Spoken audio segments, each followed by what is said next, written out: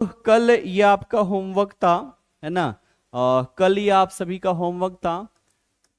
मैंने पहले ही बताया था कि फ्राइडे को हम प्रीवियस ईयर क्वेश्चंस करेंगे, लेकिन समय नहीं मिल पाने की वजह से उसे मैं टाइप नहीं कर पाया। क्वेश्चंस तो मेरे पास सैकड़ों की संख्या में है, बट टाइप नहीं कर पाया।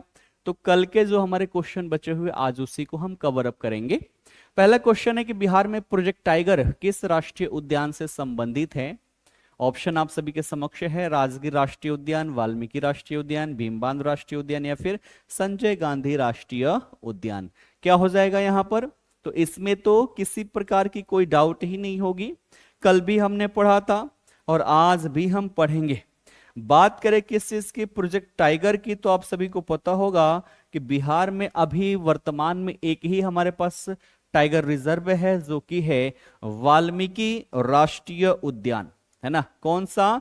वाल्मीकि राष्ट्रीय उद्यान। और प्रोजेक्ट टाइगर के तहत कब? तो हमने बात की थी 1990 में, है ना। 1990 में इसे टाइगर रिजर्व का दर्जा दे दिया गया और ये भारत का 18वां टाइगर रिजर्व बना था, है ना। भारत का कौन सा? तो भारत का 18वां टाइगर रिजर्व ये बना हुआ था, जो कि हमारा कहां पर है? तो पश्चिम चंपारण जिले में है। ये जिला तो कई बार आप सभी से पूछा गया है ना। कई बार जिला आप सभी से पूछा गया है। तो पश्चिम चंपारण जिले में अवस्थित है वाल्मीकि राष्ट्रीय उद्यान। ठीक है। स्थापना कब हुई? 1990 में टाइगर रिजर्व के रूप में। बात करिए है कहां पर? तो नेपाल की सीमा पर अवस्थित है ना। नेपाल की जो सीमा है, नेपाल की सीमा पर ये जो टाइगर रिजर्व जो है ये क्या है? अवस्थित है। ठीक है। अब एक बात और पूछेगा कि यहां से कोई नदी बहती है क्या? तो हाँ बिल्कुल। अगर पूछे कि इससे होकर इसके पास से बहने वाली नदी कौन सी है, तो आप क्या बताओगे? आप बताओगे गंडक नदी, है ना। गंडक नदी जो है यहां से होकर बहती है। ठीक, क्लियर है। अब ध्यान रखना एक दो चीजें और, है ना। जैसे कि अगर पूछ ले यहां पर जीव जंतु, तो यहां पर बाघ, है ना, तेंदुआ, भालू, हिरण, ये सभी जो जानवर हैं ये सभी जानवर यहां पर पाए जाते हैं। और आप सबको पता होगा कि ये जहां पर स्थित है वो किस प्रकार का, तो हमने कल वनों के बारे में पढ़ा था ना। उसमें से एक कैटेगरी क्या आती है हमारे? तराई के वन। तो तराई का वन क्षेत्र जो है उस वन क्षेत्र में अवस्थित है हमारा वाल्मीकि नेशनल पार्क। ठीक है। अगला क्वेश्चन देखो। अगला कह रहे हैं कि कांवर झील पक्षी अभ्यारण्य किस जिले में स्थित है ना। बताएंगे कांवर झील पक्षी अभ्यारण्य जो है ये किस जिले में स्थित है? आप सभी इसका उत्तर बताओगे। चलिए बी के साथ सब जा रहे हैं, है ना। सभी लोग यहां पर ऑप्शन बी के साथ जा रहे हैं। और बी क्या है? बी है हमारा बेगूसराय, जो कि आपका बिल्कुल सही उत्तर है। ठीक है। कांवर झील पक्षी अभ्यारण्य जो है कहां पर है? तो ये आपका बेगूसराय जिले में अवस्थित है। ठीक। अगर हम बात करें कांवर झील की, तो इसके बारे में हमने पढ़ा है क्या चीज? एशिया का सबसे बड़ा गोखुर झील। ठीक है। एशिया का सबसे बड़ा गोखुर झील है। ठीक है। और गोखुर झील जो बनता है, ऑक्सबोल लेक जो बनता है, वो नदियों के मार्ग परिवर्तन से बनता है। तो ये गोखुर झील बना किस नदी के मार्ग परिवर्तन से? तो क्या लिखोगे आप? लिखोगे बूढ़ी गंडक, है ना। बूढ़ी गंडक के मार्ग परिवर्तन से इसका निर्माण हुआ है। ठीक है। मार्ग परिवर्तन से इसका क्या हुआ है? निर्माण हुआ है। ठीक है। कांवर झील पक्षी अभ्यारण्य बिहार का पहला रामसर स्थल है। ठीक है। बिहार का ये क्या है? पहला रामसर स्थल है। ठीक है। बिहार का पहला रामसर स्थल भी है कौन? तो ये हमारा कांवर झील है। और ये पक्षी संरक्षण के लिए संरक्षित क्षेत्र के रूप में घोषित है। ठीक है। इसी का अन्य नाम पूछे तो इसी को कांवर ताल भी कहा जाता है। ठीक है। अन्य नाम अगर पूछे तो इसी को क्या कह लेते हैं? इसी को कांवर ताल के नाम से भी जानते हैं। ठीक है, क्या कहते हैं? तो इसी को कांवर ताल के नाम से भी जाना जाता है, ध्यान रखना। यहां पर देखिए तो जो प्रवासी पक्षी है, प्रवासी पक्षी यहां पर आते हैं ठंडी के मौसम में, जिसमें से एक है आपकी साइबेरियन। कौन सी? तो साइबेरियन पक्षी जो है, साइबेरियन पक्षी यहां पर ठंडी के समय में आते हैं, है ना, और साथ ही साथ अपना प्रजनन का कार्य करेंगे और फिर यहां से ये वापस चले जाएंगे। ठीक है, क्लियर? चलो बढ़ते हैं आगे अगले प्रश्न की ओर। अगला कह रहा है कि विक्रमशिला गंगा डॉल्फिन अभयारण्य किस नदी पर स्थित है ना, जिला ने पूछा। विक्रमशिला गंगा डॉल्फिन अभयारण्य किस नदी पर स्थित है? सोन, कोसी, गंगा या फिर गंडक? बताएंगे आप सभी। इसका सही उत्तर क्या हो जाएगा? किस नदी पर ये स्थित है? चलो सी के साथ सब जा रहे हैं, है ना, तो इसमें तो किसी प्रकार का कोई डाउट ही नहीं होगा। अगर इसकी बात कर लें तो विक्रमशिला गंगा डॉल्फिन अभयारण्य जो है ये गंगा नदी पर क्या है? स्थित है। कहां? गंगा नदी पर स्थित है। जिला की बात कर ले, जिला कौन सा? तो जिला हो जाएगा आपका भागलपुर, है ना। कौन से जिले में है? तो भागलपुर जिले में है। गंगा नदी में कितना? तो लगभग 60 किलोमीटर का क्षेत्र है ना, लगभग 60 किलोमीटर का जो क्षेत्र है उसको हमने डॉल्फिन अभयारण्य के रूप में घोषित किया हुआ है। और कहां से कहां तक? तो ये 60 किलोमीटर का क्षेत्र जो है वो है आपके सुल्तानगंज से। कहां से? सुल्तानगंज से कहलगांव तक। ठीक है, सुल्तानगंज से कहलगांव तक का जो क्षेत्र है, यहां पर जो नदी की लंबाई है लगभग 60 किलोमीटर, है ना, उस वहीं पर हमने गंगा डॉल्फिन अभयारण्य जो है इसको हमने घोषित कर रखा है। ठीक है, क्लियर? अब बात करें यहां पर क्या चीज? गंगा डॉल्फिन के संदर्भ में, है ना, गंगा डॉल्फिन के संदर्भ में अगर हम बात कर लें तो ध्यान रखना ये क्या है? भारत का राष्ट्रीय जलीय जीव, है ना। भारत का पूछ दे राष्ट्रीय जलीय जीव कौन सा है, तो वो हमने किसको घोषित किया है? गंगा डॉल्फिन को। ठीक, एक बार पूछा गया इसका अन्य नाम, तो ध्यान रखना क्षेत्रीय स्तर पर इसी को क्या कहते हैं? सूस कहते हैं, है ना। क्षेत्रीय स्तर पर इसी को क्या कहते हैं? इसी मछली को सूस कहते हैं। ठीक, ये कैसी मछली है? तो मीठे जल की, ध्यान रखना ये मीठे जल की मछली है ना, खारे जल में नहीं पाई जाएगी, है ना। तो इसकी विशेषता क्या है कि ये मीठे पानी में ही रहेगी। ठीक है, और यहीं पर, हाँ देख रहा था आप सभी के कमेंट, यहीं पर हाल फिलहाल में आपने देखा कि एक पुल क्या हो गया? गिर गया। अब सोचो अंग्रेज चले गए, अंग्रेजों से घुसखोरी हमने पूरा सीखा, कैसे लूटना है, कैसे जनता के पैसे को अपने लिए यूज करना है, ये सब हमने बड़े अच्छे से सीखा। लेकिन अंग्रेजों की इंजीनियरिंग हमने नहीं सीखी। आप कहीं भी देख लो अंग्रेजों के द्वारा बनाई गई कोई भी संरचना आज तक ढही है क्या? जबकि वहां पर किसी प्रकार के कंक्रीट का प्रयोग नहीं किया गया, मोटे मोटे रॉड का प्रयोग नहीं किया गया, तब भी आज भी वो संरचनाएं वैसी ही कड़ी है। और हमारे इंजीनियर जो बनाते हैं नई नई संरचनाएं, मोटी मोटी रड, है ना, सीमेंट कंक्रीट लगा के, वो सब तुरंत ही गिर जाता है। तो अंग्रेजों से सीखना था तो सिविल इंजीनियरिंग सीखते ना, लेकिन हमने वही सीखा जिससे हमारा यहां पर फायदा हो। और यहीं पर देखा जाए तो विक्रमशिला विश्वविद्यालय जो है वो भी यहीं पर अवस्थित है ना, इसी भागलपुर में क्या अवस्थित है? तो यहीं पर अवस्थित है विक्रमशिला विश्वविद्यालय। ठीक है, विक्रमशिला विश्वविद्यालय जो है वो भी इसी भागलपुर में अवस्थित है। और इसका निर्माण किसने करवाया था? तो इसका निर्माण जो है वो करवाया था पाल शासक धर्मपाल ने। ठीक है, किसने? पाल शासक धर्मपाल ने इसका निर्माण करवाया था। ठीक, अगला देखो, अगला कह रहे कि बिहार में कैमूर वन्यजीव अभयारण्य किस पर्वतीय क्षेत्र में स्थित है? राजमहल की पहाड़ियां, कैमूर की पहाड़ियां, विंध्याचल की पहाड़ियां या फिर पारसनाथ की पहाड़ियां?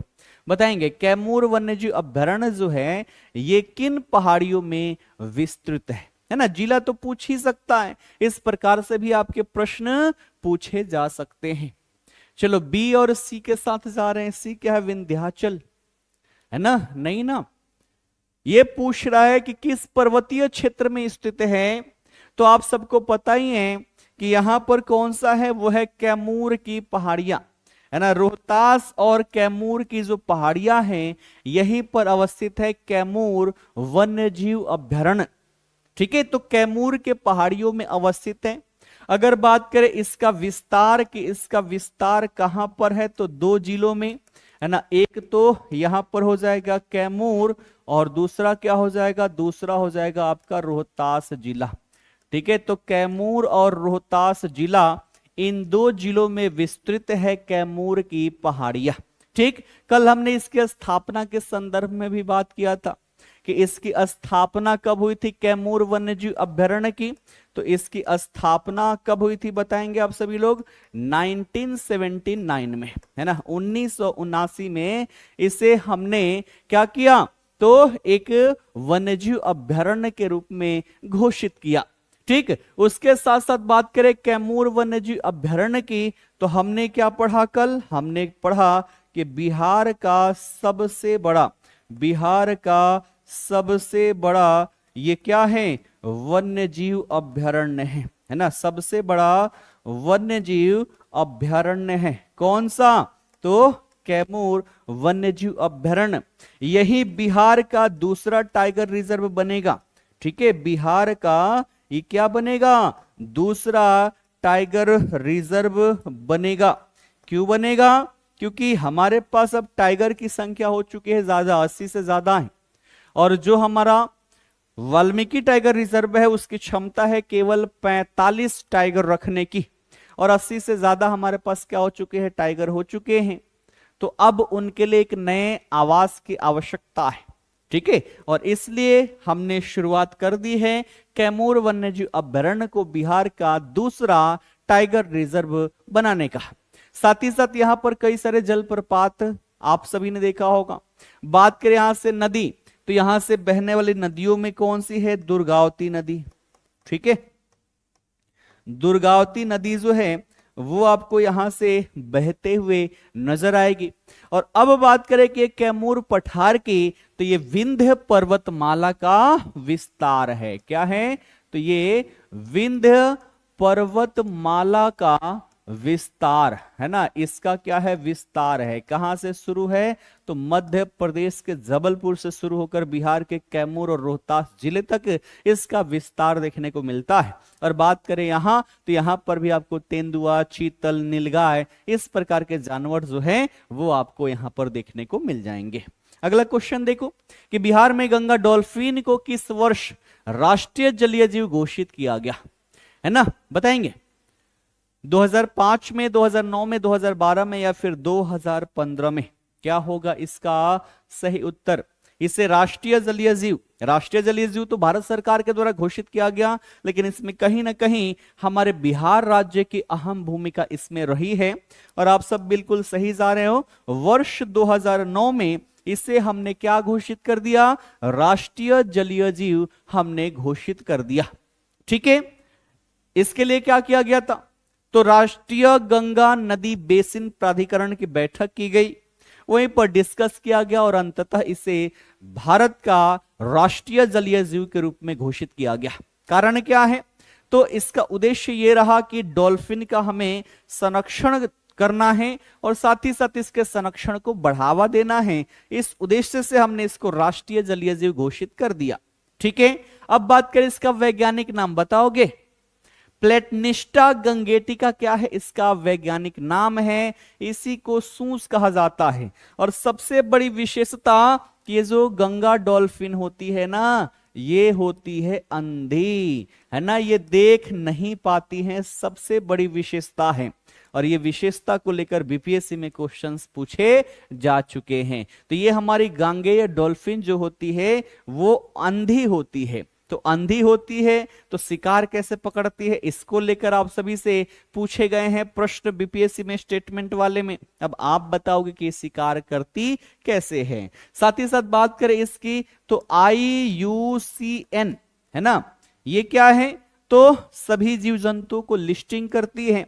तो किस कैटेगरी में इसको रखा हुआ है, तो इनडेंजर्ड है ना, यहां पर ध्यान रखना, इसे इनडेंजर्ड कैटेगरी जो है, इनडेंजर्ड कैटेगरी में इसको रखा गया है। ठीक है, क्लियर है। और इसके संरक्षण के लिए हमारा विशेष क्षेत्र कौन सा है, भागलपुर है। वहीं पर हमने गांगेय डॉल्फिन अभयारण्य जो है वो हमने यहां पर स्थापित किया हुआ है। अगला क्वेश्चन देखो,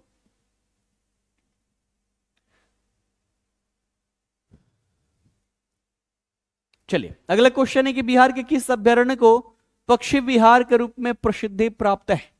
बिहार के किस अभयारण्य को पक्षी विहार के रूप में प्रसिद्धि प्राप्त है, कुशेश्वर स्थान, कैमूर, भीमबांध या फिर राजगीर। बताएंगे इसका सही उत्तर क्या हो जाएगा।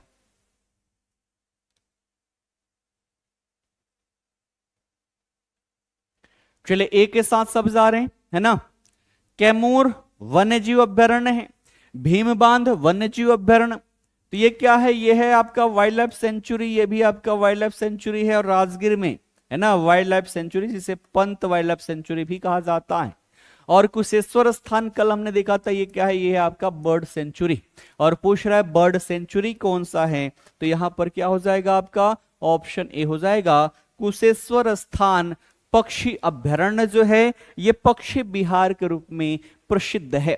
बात करें है कहां पर, जिला पूछेगा आप सभी से, तो जिला हमने कल भी पढ़ा था, कौन सा, तो दरभंगा जिला में अवस्थित है। कहां पर अवस्थित है, तो ये दरभंगा जिले में अवस्थित है। और यहां पर बहुत सारी प्रवासी पक्षियां जो हैं वो यहां पर आती हैं। ठीक है, सर्दियों के मौसम में प्रवासी पक्षी यहां पर आते हैं और जैसे ही सर्दी यहां पर कम होती है पुनः वो वापस लौट जाती है ना। हजारों किलोमीटर बिना कहीं रुके लगातार ये यहां पर उड़ते रहती है। ठीक है, कई लोग तो इसे पक्षी प्रेमियों का स्वर्ग कह लेते हैं कि भैया ये यहां पर बहुत सारी पक्षियां हैं ना, 100 से भी ज्यादा कैटेगरी के आपको पक्षी यहां पर देखने को मिलते हैं। ठीक है, और साइबेरियन पक्षी भी यहां पर आते हैं। क्लियर। बात करें अगर विशेष क्षेत्र, तो ये दरभंगा कहां, अगर इसके स्थान पर आपको मिथिला क्षेत्र दे दे तब भी हमारा गलत नहीं होगा, है ना। अगर पूछ दे कौन से क्षेत्र में अवस्थित है, तो आप मिथिला क्षेत्र भी कह सकते हो कि ये मिथिला क्षेत्र में अवस्थित है। और ये जल पक्षियों के विविधता के लिए जानी जाती है ना, जल पक्षियों के विविधता के लिए जानी जाती है। अगला क्वेश्चन देखो कि बिहार में वन्यजीव संरक्षण अधिनियम कब लागू किया गया था, 1965 में, 72 में, 80 में या फिर 1988 में। बिहार में वन्यजीव संरक्षण अधिनियम कब लागू किया गया था, बताएंगे क्या होगा इसका सही उत्तर।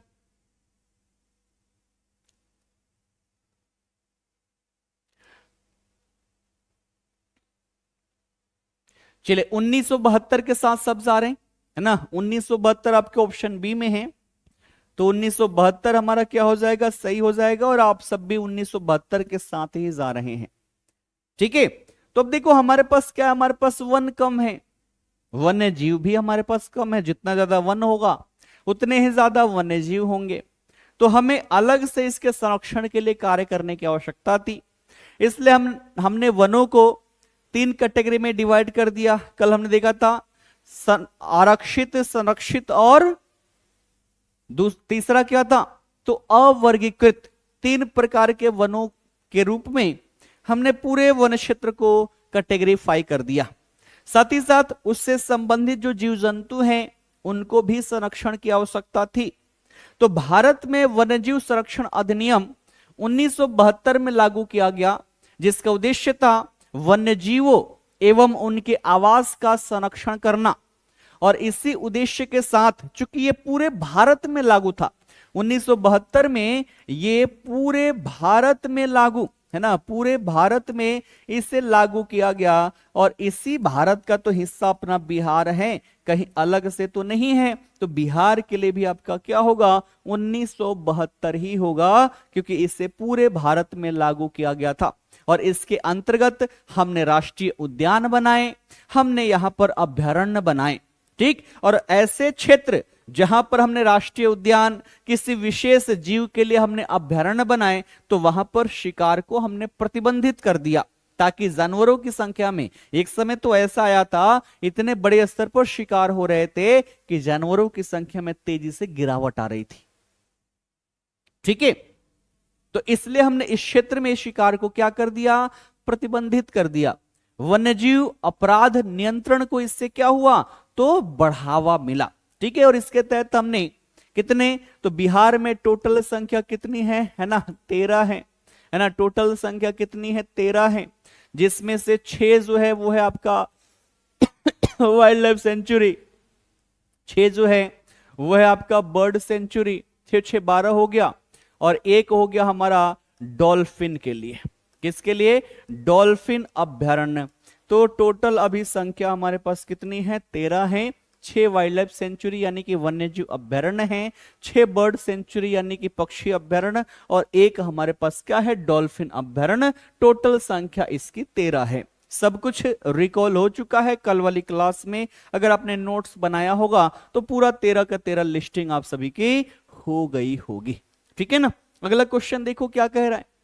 अगला कह रहा है कि वाल्मीकि टाइगर रिजर्व किन 2 देशों की सीमा के निकट स्थित है, भारत और चीन, भारत और भूटान, भारत और नेपाल, भारत और बांग्लादेश। बताएंगे। वाल्मीकि टाइगर रिजर्व, ये तो हमने अभी अभी पढ़ा है ना, ये तो हमने अभी अभी पढ़ा। चलिए बताएंगे इसका सही उत्तर क्या हो जाएगा। ठीक, तो वाल्मीकि टाइगर रिजर्व कहां पर है, तो ये है हमारा पश्चिम चंपारण जिले में। ठीक है, कहां पर, पश्चिम चंपारण जिला। और पश्चिम चंपारण जिला जो है वो नेपाल की सीमा पर है ना। तो अगर पूछे कि किन 2 देशों की सीमा के निकट स्थित है, तो आप क्या बताओगे, आप बताओगे भारत और नेपाल। ठीक है, भारत और नेपाल की सीमा पर ये स्थित है। ठीक है, नेपाल में देखा जाए तो एक राष्ट्रीय उद्यान है जो बिल्कुल इसके करीब है। कौन सा, चितवन राष्ट्रीय उद्यान। तो ध्यान रखना, नेपाल में इसी के करीब कौन सा, तो एक है आपका चितवन राष्ट्रीय उद्यान। ठीक है, चितवन राष्ट्रीय उद्यान जो है, चितवन नेशनल पार्क, ये कहां पर है, नेपाल में है। और उसके जस्ट दक्षिण में हमारा पश्चिम चंपारण में, बिहार में, भारत में वाल्मीकि टाइगर रिजर्व है। तो ये भी आप सभी ध्यान में रखिएगा। ठीक, बात करें क्षेत्र, तो अभी हमने बात किया कि जो हमारे तराई वन क्षेत्र हैं, तराई पारिस्थितिकी तंत्र हैं, उसका हिस्सा है। यहां से बहने वाली नदी जो है वो कौन सी है, वो है गंडक नदी, है ना। गंडक नदी जो है वो यहीं से होते हुए बहती है। ठीक, ये बिहार का प्रमुख बाघ संरक्षण है ना। और यहां पर घने साल वन पाए जाते हैं, है ना। साल वृक्ष जो है, साल वृक्ष कहां पाए जाते हैं, तो इसी क्षेत्र में खूब सारे साल वृक्ष पाए जाते हैं। और ये पर्यावरणीय दृष्टि से अत्यंत महत्वपूर्ण क्षेत्र भी माना जाता है। ठीक है ना। अगला क्वेश्चन देखो क्या कह रहा है। अगला कह रहा है कि बिहार में सर्वाधिक वन क्षेत्र किस जिले में पाया जाता है। बिहार में सर्वाधिक वन क्षेत्र किस जिले में पाया जाता है, गया, पश्चिमी चंपारण, रोहतास या फिर मुंगेर। क्या हो जाएगा इसका सही उत्तर, सर्वाधिक वन क्षेत्र। ठीक है,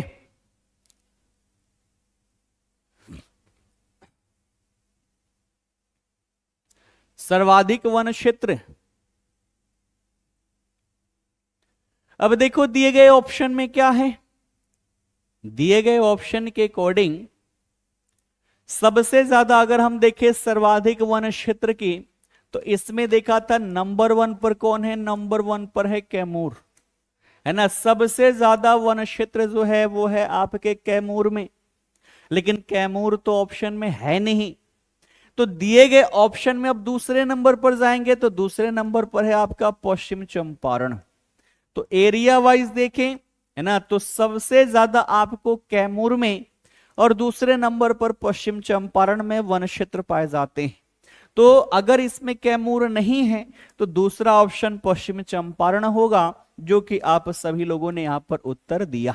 ठीक, अब बात करें सबसे कम, है ना, सबसे कम वन क्षेत्र कहां पर है। सबसे कम वन क्षेत्र की अगर हम बात कर लें तो सबसे कम वन क्षेत्र जो है वो है आपका शेखपुरा में, है ना, शेखपुरा में। वन क्षेत्र आप क्षेत्रफल के अकॉर्डिंग देखो या फिर परसेंटेज के अकॉर्डिंग देखो, दोनों में ही नंबर 1 पर हमारा शेखपुरा आ जाएगा। ठीक है, उसके बाद हम बात करें कुल भौगोलिक क्षेत्र का कितना प्रतिशत, कल ही हमने पढ़ा था, बताओ फटाफट। तो कुल भौगोलिक क्षेत्र का 8% क्षेत्र जो है वो क्या है, वो है वनावरण। क्या है, वनावरण। और जब वनावरण में हम वृक्षावरण भी जोड़ दें, वृक्षावरण भी जोड़ दें, तब ये हो जाएगा 10.7%। अर्थात वृक्षावरण कितना है, ये हमारा 2.7% है ना, क्षेत्र पर वृक्षावरण है, 8% क्षेत्र पर वनावरण है, और दोनों को मिला ले तो हमारा 10.7% हो जाता है। और ये जितनी भी डेटा है वो 2023 का भारत वन स्थिति रिपोर्ट, जो कि हमारी 18वीं रिपोर्ट है, इसके आधार पर है। 2025 की डेटा जैसे ही आएगी तुरंत ही क्या कर देंगे, तो यहां पर अपडेट कर देंगे। ठीक है, क्लियर है, बढ़े आगे। चलो अगला प्रश्न देखो। अगला कह रहा है कि बिहार में उष्ण कटिबंधीय पर्णपाती वन मुख्यतः किस क्षेत्र में पाए जाते हैं। ठीक है, उष्ण कटिबंधीय पर्णपाती वन मुख्यतः किस क्षेत्र में पाए जाते हैं।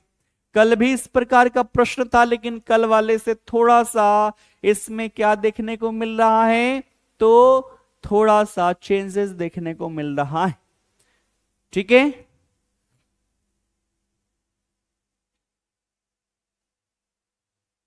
उष्ण कटिबंधीय, इसमें हमने देखा था 2 प्रकार की। हमारे पास जो वन है, ठीक है, हमारे पास जो वन है, ये वन कैसे हैं, ये वन है उष्ण कटिबंधीय, उष्ण कटिबंधीय पर्णपाती वन। ठीक है, उष्ण कटिबंधीय पर्णपाती वन है। और इसमें भी हमने 2 कैटेगरी देखा था, एक हमने देखा था उष्ण कटिबंधीय आर्द्र पर्णपाती वन, और एक हमने देखा था उष्ण कटिबंधीय शुष्क पर्णपाती वन। आर्द्र के बारे में हमने पढ़ा था कि कहां, तो ये हमें देखने को मिलेगा उप हिमालय पर्वत पादीय क्षेत्र और तराई क्षेत्र, यानी कि जहां पर 120 सेंटीमीटर से अधिक वर्षा होती है और जहां पर 120 सेंटीमीटर से कम वर्षा होती है, वहां पर पाई जाएगी आपकी उष्ण कटिबंधीय शुष्क पर्णपाती वन। तो इसमें ना आर्द्र पूछा है ना शुष्क पूछा है, तो ये तो हमारा भैया पूरा क्षेत्र हो गया। और इस आधार पर देखें तो हमारा सही उत्तर है क्या, यहां पर उत्तर बिहार के मैदानी क्षेत्र, है ना, दक्षिण बिहार के पठारी क्षेत्र, कोसी क्षेत्र या फिर सीमांचल क्षेत्र। तो केवल उष्ण कटिबंधीय पर्णपाती वन दे रखा है, तो ये तो हमारे पूरे बिहार में पाया जाएगा। ना आर्द्र दिया है ना ही शुष्क दिया है, इसके अनुसार कोई यहां पर आंसर ही नहीं है। ठीक है, कोई यहां पर आंसर ही नहीं है। अगर आर्द्र देता, है ना, अगर आप सभी को आर्द्र देता, तब आप क्या लिखते, आप लिखते यहां पर पश्चिम चंपारण का जो हमारा हिमालय वाला क्षेत्र है, यानी कि हम डायरेक्टली यहां पर लिख दें सोमेश्वर श्रेणी। कौन सा, सोमेश्वर श्रेणी में पाया जाने वाला जो हमारा वन क्षेत्र है। और दूसरा हम लिखते कौन से, तराई क्षेत्र के वन। कौन सा लिखते, तो दूसरा हम लिखते तराई क्षेत्र के वन। तो इन दोनों जगहों पर आर्द्र पर्णपाती वन, उष्ण कटिबंधीय आर्द्र पर्णपाती वन पाए जाते हैं। और बाकी के जो अन्य क्षेत्र हैं है ना, बाकी के जो अन्य क्षेत्र हैं उन जगहों पर हमारा उष्णकटिबंधीय शुष्क पर्णपाती वन पाए जाते हैं। तो इसके अनुसार देखकर आप सभी क्या करना, यहां पर उत्तर लगाना। ठीक है, आओ बढ़ते हैं आगे। अगला कह रहा है कि बिहार में तराई वन मुख्यतः किस जिले में पाए जाते हैं। अब बताओ ये क्वेश्चन, ठीक है, कभी कभी गेम खेलना पड़ता है ना। अब मान लो ऐसे क्वेश्चन का हम प्रैक्टिस ना करें, ठीक, और आयोग ने ऐसे क्वेश्चन पूछ दिया, तो हम किस बेस पर प्रश्न उठाएंगे। यहां पर क्या हो जाएगा, फिर से बी। बी क्या है, ये पश्चिम चंपारण। बिल्कुल, देखो तराई वन की हमने बात की, तो ये कहां पर पाया जाएगा, ये पाया जाएगा हमारे तराई क्षेत्र में। कहां पर पाया जाएगा, ये पाया जाएगा हमारे तराई क्षेत्र में। और ये तराई क्षेत्र कहां पाए जाते हैं, तो हमने मैप पर कई बार पढ़ा है और आप सभी के खोपड़िया में ये छप भी चुका होगा। सबसे पहले तो यहां पर क्या है हमारा, ये हो गया हमारा शिवालिक श्रेणी का विस्तार, है ना। कौन सा, शिवालिक श्रेणी का विस्तार, है ना। किस रूप में है, तो ये है सोमेश्वर श्रेणी के रूप में। किसके रूप में, सोमेश्वर श्रेणी जो है, सोमेश्वर श्रेणी के रूप में आप सभी को देखने को मिलेगा। इसके भी 3 अंग हमने पढ़े थे, कौन कौन से, तो सोमेश्वर की पहाड़ी, रामनगर दून की पहाड़ी, और इन दोनों के बीच में जो मैदानी क्षेत्र है उसे दून घाटी या फिर हरहा घाटी के नाम से जानते हैं। ये हमने पहले ही पढ़ रखा है। और ये जो हमारा शिवालिक का जो अंतिम विस्तार है, दक्षिणी विस्तार है, इसी के दक्षिण में हमें एक पतली, है ना, 5 से 7 किलोमीटर संकीर्ण पट्टी जो विस्तृत नजर आती है, यही तो है हमारा कौन सा, यही है हमारा तराई क्षेत्र। ठीक है, जो कि पश्चिम चंपारण से लेकर किशनगंज तक क्या है, विस्तृत है। और इन क्षेत्रों में जो वन पाए जाते हैं उसे कहा जाता है तराई वन। क्या कहा जाता है, तराई वन कहा जाता है। तो इसमें पूछे जिले कौन कौन से हो जाएंगे, तो वो सभी जिले, है ना, वो सभी जिले जो नेपाल के साथ सीमा साझा करते हैं। ठीक है, नेपाल के साथ सीमा लगाने वाले जिले, है ना, सीमा लगाने वाले जिले जो हैं वो आपको यहां पर देखने को मिलेंगे। और इनकी संख्या कितनी है, इनकी संख्या है 7। कौन कौन से हैं, पप्पू सीम सूप में रिया के लिए किन, यानी कि क्या हो जाएगा, वो हो जाएगा आपका सबसे पहले पश्चिम चंपारण। ठीक है, पप्पू यानी कि पूर्वी चंपारण, पप्पू सीम यानी कि सीतामढ़ी। ठीक है, फिर कौन सा हो गया, सीतामढ़ी हो गया, फिर हो गया मधुबनी। सीम सूप में यानी कि सुपौल, किसके लिए, रिया के लिए, यानी कि अररिया, अररिया। ठीक है, और फिर क्या हो जाएगा आपका किशनगंज। ठीक है, तो ये 7 जिले हैं जो नेपाल के साथ सीमा साझा करते हैं। और इन सारे जिले में हमें तराई वन का विस्तार 5 से 7 किलोमीटर चौड़ी पट्टी के रूप में देखने को मिल जाता है।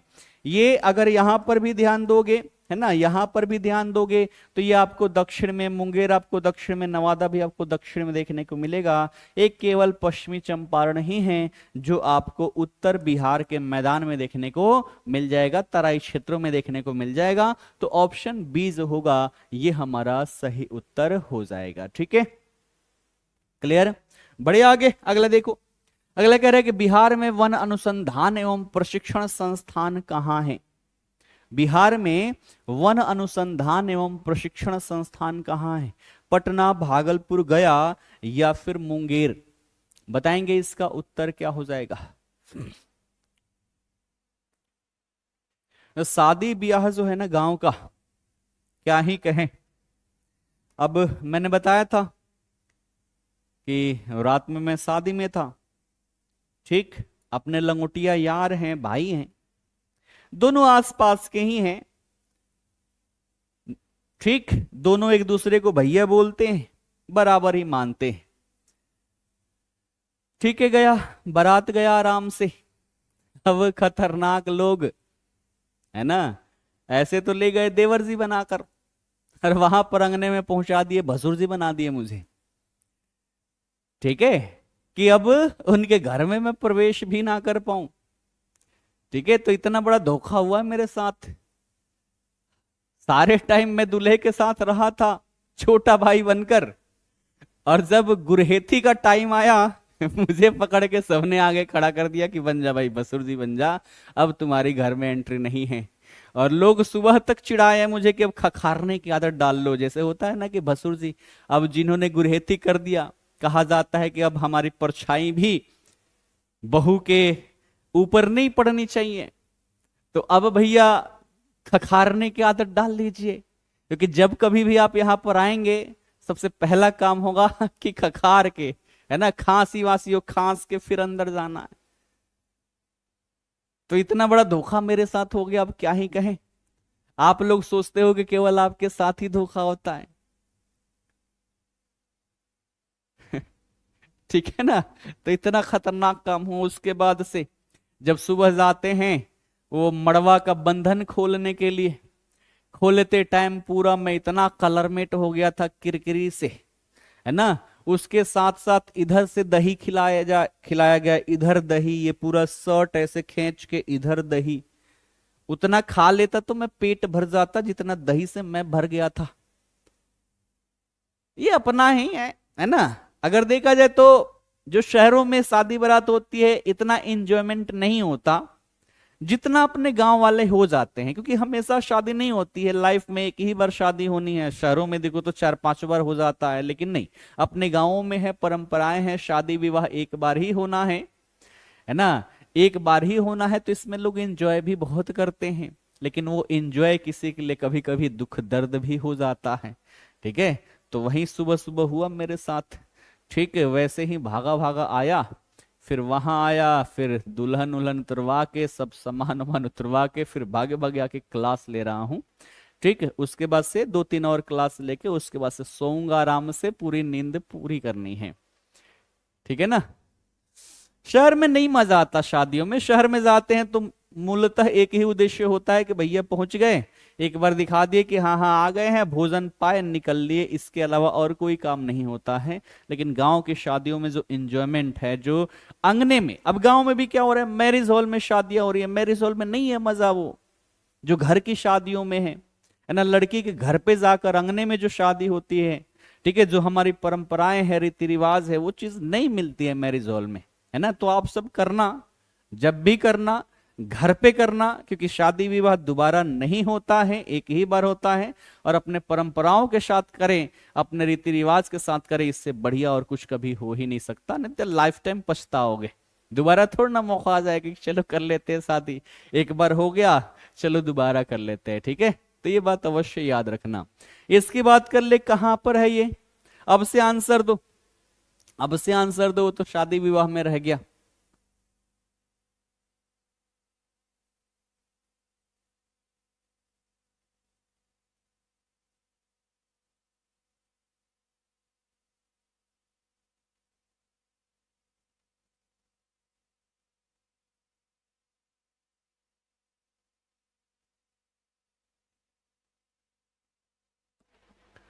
ठीक है, कहा, पटना नहीं। इसकी बात करें तो ये हमें मुंगेर में देखने को मिलता है। ठीक है, कहां पर, तो इसका सही उत्तर जो होगा वो हो जाएगा ऑप्शन डी, है ना, मुंगेर हमारा सही उत्तर हो जाएगा। ठीक, तो ऑप्शन डी याद रखना, वन अनुसंधान एवं प्रशिक्षण संस्थान जो है यहीं पर क्या है, तो वन अनुसंधान एवं प्रशिक्षण संस्थान मुंगेर में स्थित है। ठीक है, वन अनुसंधान एवं प्रशिक्षण संस्थान कहाँ, मुंगेर में स्थित है। जितने भी हमारे वन अधिकारी होते हैं, कर्मचारी होते हैं, किस तरीके से वनों का संरक्षण करना है, उनको यहीं पर प्रशिक्षण दिया जाता है। कहाँ, तो यहीं मुंगेर में इनको प्रशिक्षण दिया जाता है। वन संरक्षण एवं अनुसंधान से संबंधित विभिन्न प्रकार के कार्यों का संपादन भी इसी के द्वारा यहां पर किया जाता है। ठीक, ये बिहार का प्रमुख वन प्रशिक्षण केंद्र है, ध्यान रखना। और यहां पर देखा जाए तो एक सामाजिक वानिकी, आप सभी ने सुना होगा, सामाजिक वानिकी बहुत ही इंपॉर्टेंट है अपने बिहार के लिए। कारण क्या है, क्योंकि हमारे पास वन क्षेत्र जो है, वन क्षेत्र क्या है, वन क्षेत्र बड़े ही कम है। है ना, कितना है, तो हमारे पास 8% ही है। इसलिए सरकार जो फोकस कर रही है वो सामाजिक वानिकी पर कर रही है ना, किस पर, सामाजिक वानिकी पर कर रही है। ठीक है, जिसका मूल उद्देश्य क्या है कि हमारा जो वन क्षेत्र है, वन क्षेत्र को इसके माध्यम से बढ़ाया जा सके। ठीक है, जैसे कि मान लो इसके तहत कई सारे कार्यक्रम है, जिसमें से एक कार्यक्रम का जिक्र अगर करना चाहे तो देख सकते हैं कि यहां पर सरकार कहती है कि आप भैया हमसे क्या कर लो, हमसे यहां पर पौधा ले लो, पौधा आप फ्री में ले लो, बढ़िया पौधा होगा वो पौधा आप लगाओ। ठीक, उस पौधे की देखरेख करने में जो खर्चे आएंगे, खर्चे भी हम देंगे, और उससे जो पौधा तैयार होगा वो आपका होगा, जो फल होगा वो आपका होगा। ठीक है, और यहां पर सामाजिक वानिकी की बात करें तो कुछ समूह के द्वारा मिलकर ये सारे कार्य यहां पर किए जा रहे हैं, उसी को सामाजिक वानिकी कहा जाता है, और ये जरूरी भी है। ठीक है, आप सब भी अपने जीवन में कम से कम 20-50 पेड़ पौधे जो है वो लगाकर ही दम लेना, क्योंकि हम अगर इसमें सहयोग नहीं करेंगे तो राज्य, केवल राज्य अकेले यहां पर कुछ नहीं कर सकती है। ठीक है, आओ बढ़ते हैं आगे अगले प्रश्न की ओर। अगला प्रश्न कह रहा है कि बिहार में वनों के संरक्षण हेतु वन महोत्सव किस महीने में मनाया जाता है, जनवरी, अप्रैल, जुलाई या फिर अक्टूबर? बताएंगे इसका सही उत्तर क्या हो जाएगा। वन महोत्सव हम कब मनाते हैं, वन महोत्सव हम कब मनाते हैं?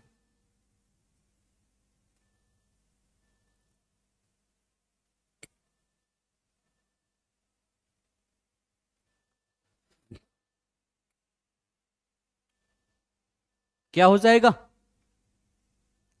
अप्रैल में मनाते हैं कि जुलाई में मनाते हैं? ठीक है, तो इसका सही उत्तर क्या हो जाएगा, इसका सही उत्तर हो जाएगा ऑप्शन सी, जुलाई। ठीक है, कब मनाते हैं, तो जुलाई में मनाते हैं।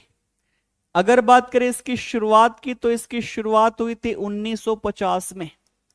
ठीक है, 1950 में इसकी शुरुआत की गई थी, और किसके द्वारा, तो एक नाम आप सभी ने सुना होगा, के एम मुंशी, है ना, क्या नाम, तो यहां पर ध्यान रखना, के एम मुंशी। ठीक है, के एम मुंशी के द्वारा इसकी शुरुआत की गई थी, जिसका उद्देश्य था वृक्षारोपण करना और साथ ही साथ पर्यावरण संरक्षण को बढ़ावा देना, और इसी के तहत हर वर्ष लाखों पौधे लगाए जाते हैं। ठीक है, ये टाइम देखो ना, ये टाइम हमने क्यों रखा, हमने पढ़ा है कि भैया हमारे पास मॉनसून कब पहुंच जाती है, जून में। ठीक है, और जून जुलाई का जो मौसम है ये क्या है, बरसात का मौसम है, और इस समय काल पर अगर हम पौधे लगाते हैं तो उसके जीवित रहने के चांसेस जो है वो हाई होती है। इस कारण से हमने इसकी शुरुआत कर दी 1950 में, और महीना हमने रखा यहां पर जुलाई। हम खूब बढ़ावा देते हैं कि खूब सारा हम क्या करें, खूब सारा पेड़ पौधे हम यहां पर लगाएं। ठीक है, ताकि मान लो बाई चांस किसी पौधे को हम सिंचित नहीं कर पाए, प्रकृति क्या करेगी, सिंचित कर देगी। इसलिए हर वर्ष लाखों पौधे इसके तहत यहां पर लगाए जाते हैं। विद्यालय और सरकारी संस्थान हैं, वहां पर विभिन्न प्रकार के कार्यक्रम किया जाता है। नुक्कड़ नाटकों के माध्यम से पर्यावरण के प्रति लोगों में जागरूकता बढ़ाई जाती है। ठीक है, तो इसीलिए वर्षा ऋतु इसके लिए क्या है, उपयुक्त है, और जुलाई के महीने में ये अभियान जो है यहां पर चलाया जाता है। इसको राष्ट्रीय वृक्षारोपण अभियान भी कहा जाता है, आप सभी ध्यान रखना। और समय लगभग समाप्त है, तो ये आज का अंतिम प्रश्न रहेगा कि बिहार में वनों की कटाई का मुख्य कारण क्या है, बताएंगे।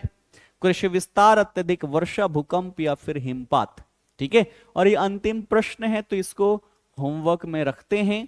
ठीक है, इसका आंसर जो है आप सभी कमेंट बॉक्स में जाकर कमेंट करके आप बताना। बाकी सेशन कैसा लगा ये भी आप सभी को बताना है, और अब आप सबको रेगुलर रहना है।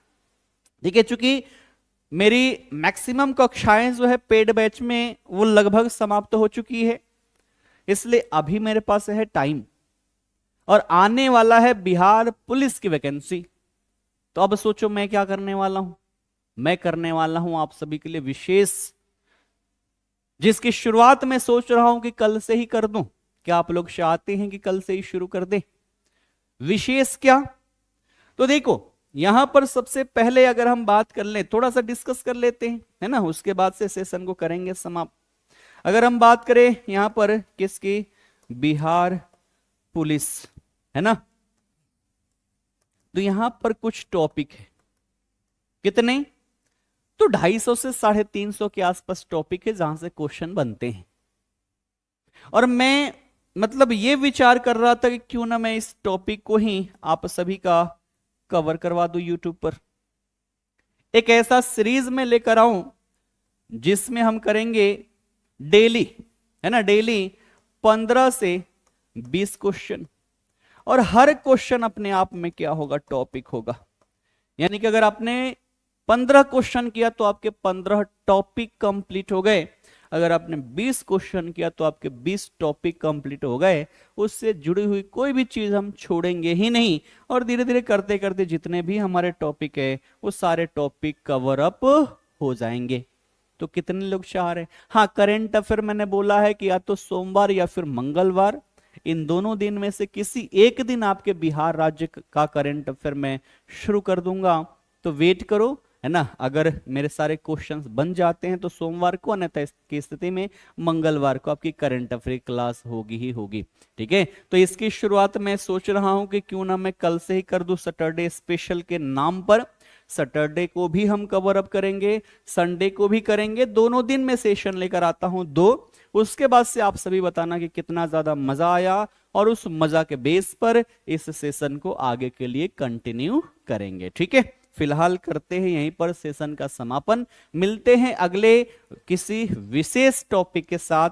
और आज मैं फिर से लाइव आने वाला हूं बिहार पुलिस वैकेंसी को लेकर। तो जैसे ही क्लास शेड्यूल हो जाए सभी लोग नोटिफिकेशन को ऑन कर देना, वहां पर डिस्कस करेंगे सारी चीजें, साथ ही साथ रणनीति भी हम डिस्कस करेंगे। और ध्यान रखना, इस बार हमें सिलेक्शन लेना ही लेना है, जो गलतियां पिछली बार हुई है वो गलती अब नहीं करनी है। ठीक है, आप सबका बहुत बहुत धन्यवाद।